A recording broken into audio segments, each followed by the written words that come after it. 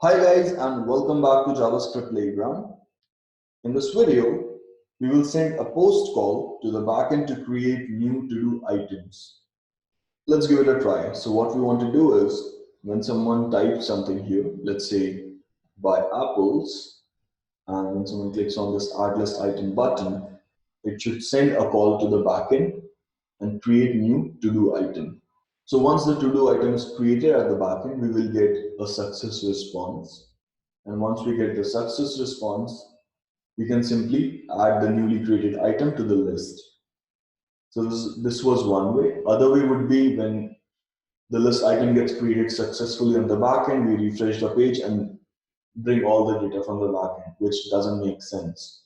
So that's why we're going to go with the first method, which is when someone types something here and hits this add list item button, a call goes to the backend, it creates a new to-do item, and on success, we simply append this newly created item to the list. So let's give it a try. Let's create a new function. So function create to-do item at backend.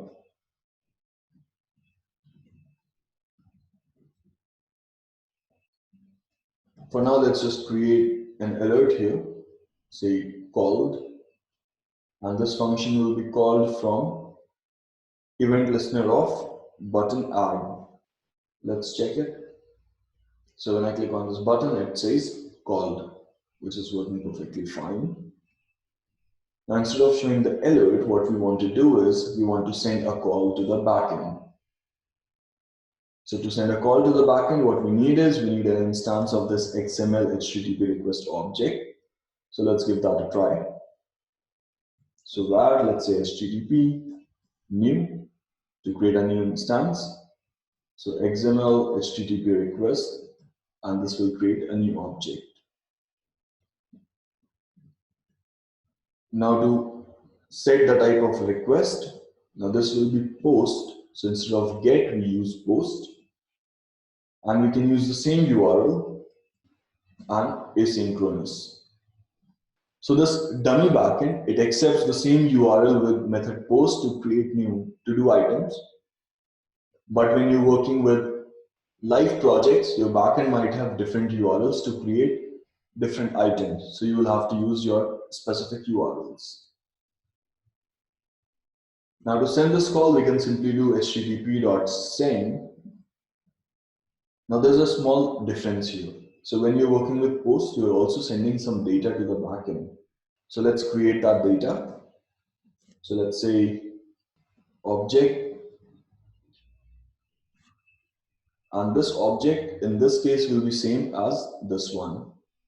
So let's copy it and paste it here.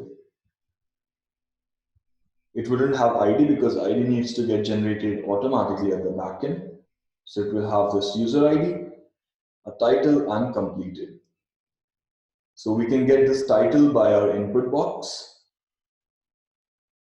and that value is getting updated in this variable current input value. So let's use it. So instead of this title, now we have that current input value. And to send this data to the backend, you cannot simply send it as JSON, especially when you're working with XML HTTP request object. You have to send it as a string. So JSON.stringify, and you pass the object.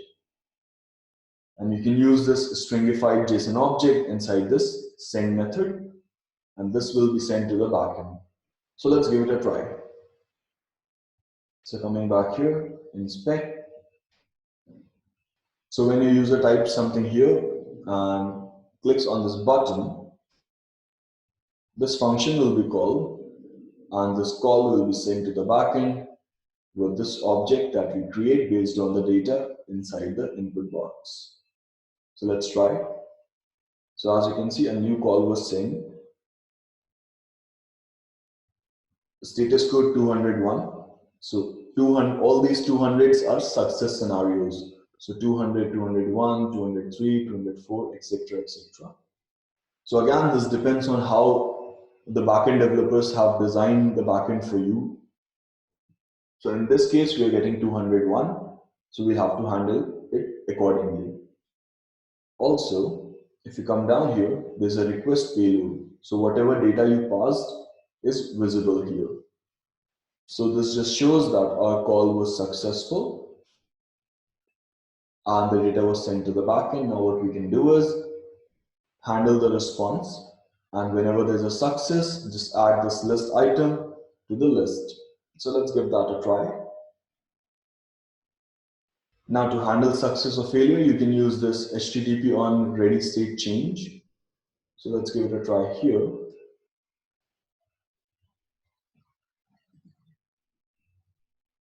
So instead of 200, it will be 201. So ready state 4, which means the call is executed, we've got the response. And if it's 201, that means it's success.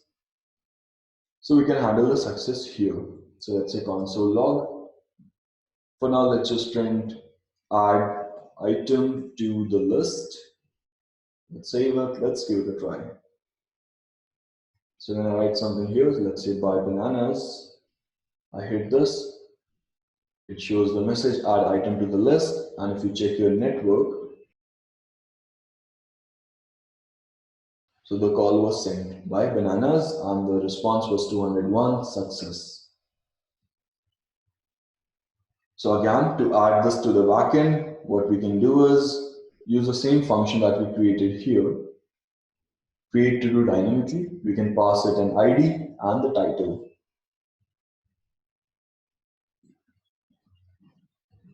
Now, if you notice the response here, so preview shows you the response, or you can also click on the response. It gives you a JSON with an ID. So inside this XML HTTP request, to access the response, we can do this dot response text. Let's store it in a variable. And to convert this to JSON, we can simply use json.parse. So it converts the JSON string into JSON object. And to get a value from the object, we can simply do object.key. So in our case, the key is ID. So now we get access to that ID, and we already have access to the current input value in this variable. So we can simply pass that here. So this will create an element for us. So once the element is created, we can append it in the list. So append child, and this should add the list item. So let's give it a try. So let's say buy carrots. When I hit this button, a call is sent. It shows you title buy carrots. But if you notice, the response ID is same because this is just a dummy backend. So that's where you're getting the same values in response. So if you come down here, a new item is added. So that's how you can send call to the backend to create new elements. I hope this gave you a better understanding how to use post calls or how to create new elements at the backend.